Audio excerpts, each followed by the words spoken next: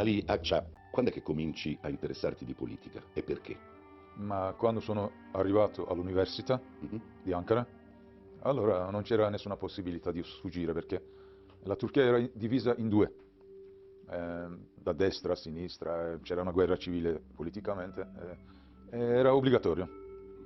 E poi, quando vedi che c'è un sistema corrotto, quello del capitalismo selvaggio, del liberalismo selvaggio, uno deve scegliere. E quando è che sei entrato nei Lupi Grigi? A Ma quanti anni? Lupi Grigi, avevo 18 anni, Mhm. nel 76 ero all'università di Ankara e quindi più che Lupi Grigi ero sì in mezzo a loro, ma per utilizzare diciamo loro collegamenti, amicizie, possibilità, perché da solo non puoi combattere. Se entri in questo mondo dove ci sono anche i Lupi Grigi, Sì, sì, insomma, sì, no? Che è un assolutamente. movimento di destra. Sì, Mm? destra, sì, ma un po' anche destra, diciamo, rivoluzionario, anche nazisti, fascisti, volevano cambiare la società.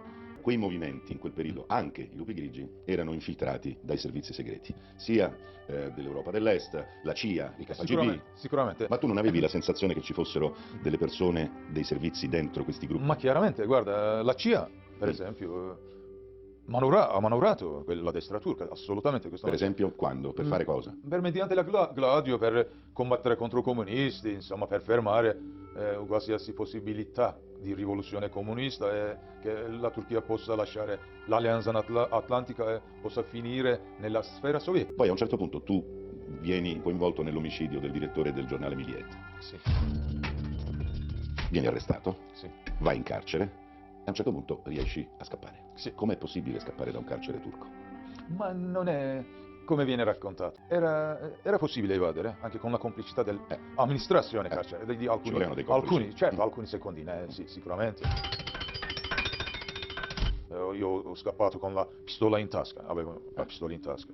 Quando è che ti viene in testa di colpire il Papa? Ma in carcere, quando ho letto sul giornale che il Papa veniva in Turchia, eh, già io avevo preparato la mia fuga. Sì. Piero avevo già tentato di fuggire dal carcere, Mhm. non dall'ospedale psichiatrico, Mhm. con due pistole, che poi hanno trovato le pistole e poi ci hanno C'erano portato. un sacco di pistole in carcere. Eh sì, sì, si portavano, Oh. sì, quel tempo.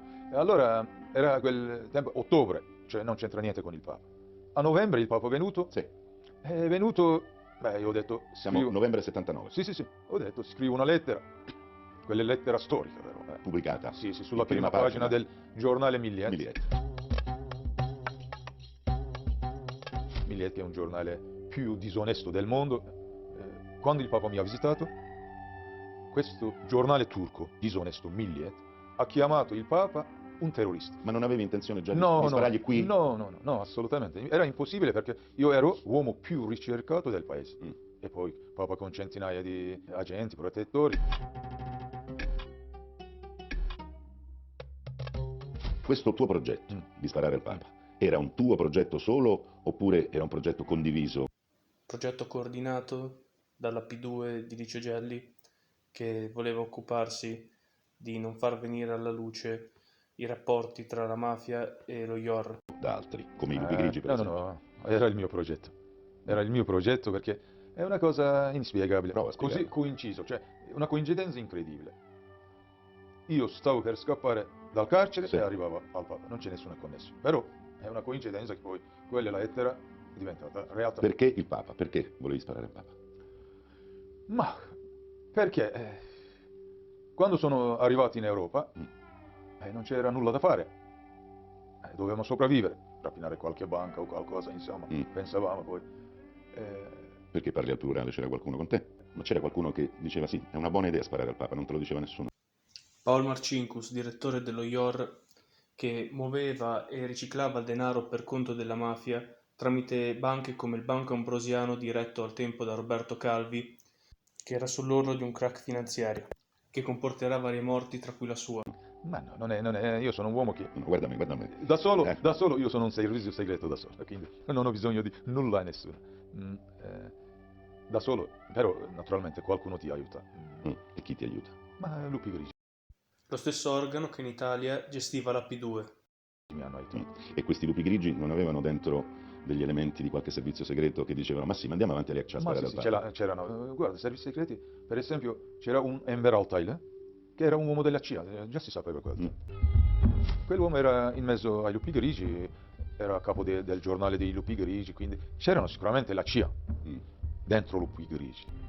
Ho utilizzato le possibilità dei Lupi Grigi. Tecnicamente, logisticamente, l'organizzazione che ti dava aiuto per spostarti, proteggerti, Sì, darti le armi, amicizia. Amicizia. Ma tu sapevi che quel papa polacco era un papa che dava fastidio a Mosca, no? Al Cremlino? Ma sì, in quel tempo si sapeva, certo, il Papa vuol dire Solidarnosc. Tramite OIOR venivano finanziati gruppi come Solidarnosc in Polonia e gruppi terroristici in Sud America, che avevano lo scopo di destituire i governi filosovietici. Un attentato da parte dei sovietici al Papa avrebbe riacceso quel fuoco che stava per estinguersi. Sembra quasi, diciamo, che tu sia così, Un esaltato. un matto che dice adesso sparo al Papa. E invece in quel momento quell'attentato è un attentato anche politico, non è soltanto religioso. Quello è un uomo che politicamente rappresenta qualcosa di importante nel momento storico. Mi racconti quel 13 maggio, che cosa fai? Eri solo? Sì. Non c'era un altro? Ma no, non c'è nessuno. Quella è una leggenda che Beh. volevo la CIA per... Beh, insomma, una leggenda. per... Poi adesso ci arriviamo, ma insomma, vabbè, comunque tu mi dici che eri da solo. Ero solo. Arrivi in piazza San Pietro, ti metti in mezzo alla gente? Quando il Papa ha fatto il primo giro, è ritornato, io pensavo che è finito, ormai non ritornerà Ma sempre. non c'è, scusa, una tua testimonianza in cui dici che c'era un altro che doveva sparare, che vi davate un segno? Ma sì, quello si diceva. No, come si diceva? Tu l'hai detto. Sì, ma a quel tempo, ecco, c'era una guerra fredda, no? Tra America e Russia. Ah, vabbè, quelle sono cose grandi, però lì in piazza, tu hai detto, di fronte a me c'era un altro, anche lui era armato, ci dovevamo dare un segno per sparare. Ma il discorso è questo, siccome questa è la politica... Sono passati 41 anni, Sì, ormai la politica si può raccontare. No, la politica internazionale voleva inventare un complotto mondiale dell'impero sovietico. E quindi da un solo uomo non può fare... Ma tu l'hai detto che c'era un altro. Sì, l'ho detto. Ma perché? Se non c'era?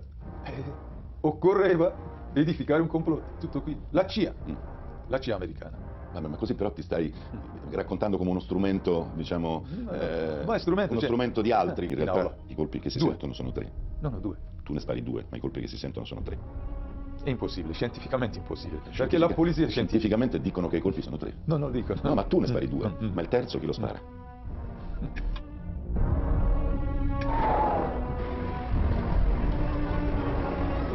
Non c'è un terzo colpo?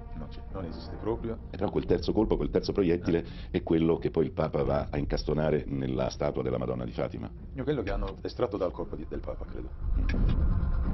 Poi... Arriva la polizia. No, io ho sparato 2 colpi ma la pistola è inceppata. Se no, forse avrei colpito di più il Papa e mi avrei suicidato. Poi hanno detto che il Papa ha perdonato, io non ho potuto credere naturalmente. E allora, una cosa immensa, inaudita e incredibile. Poi il Papa è venuto a incontrarti? Sì. In carcere? 22 minuti di un colloquio, anche quello incredibile. Perché incredibile? Supera la logica umana, supera anche la volontà del Papa. Cosa ti ha detto? Il Papa ha detto ai giornalisti... No, cosa ha detto a te? Ma quello che si parla tutte sono menzogne, non ho mai... Allora diciamolo una volta. Mi ha detto che ti ho perdonato. Ti prego, prego in Dio ogni giorno per te. Abbiamo parlato... Ti ha chiesto perché? No, non ha chiesto.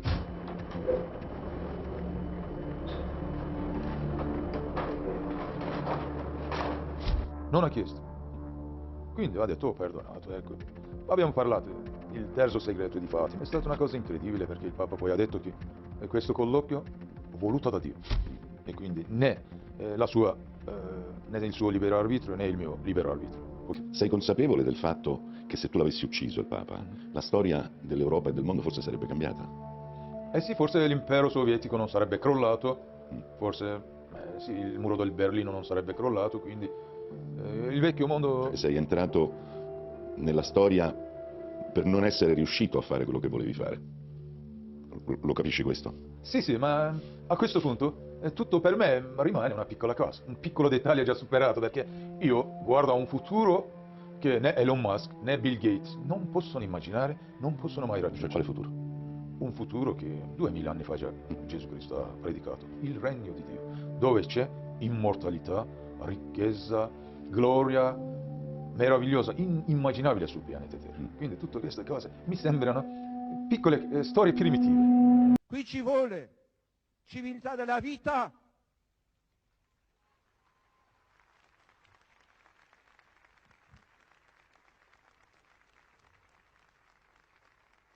nel nome di questo Cristo crocifisso e risorto, di questo Cristo che è vita, via, verità e vita.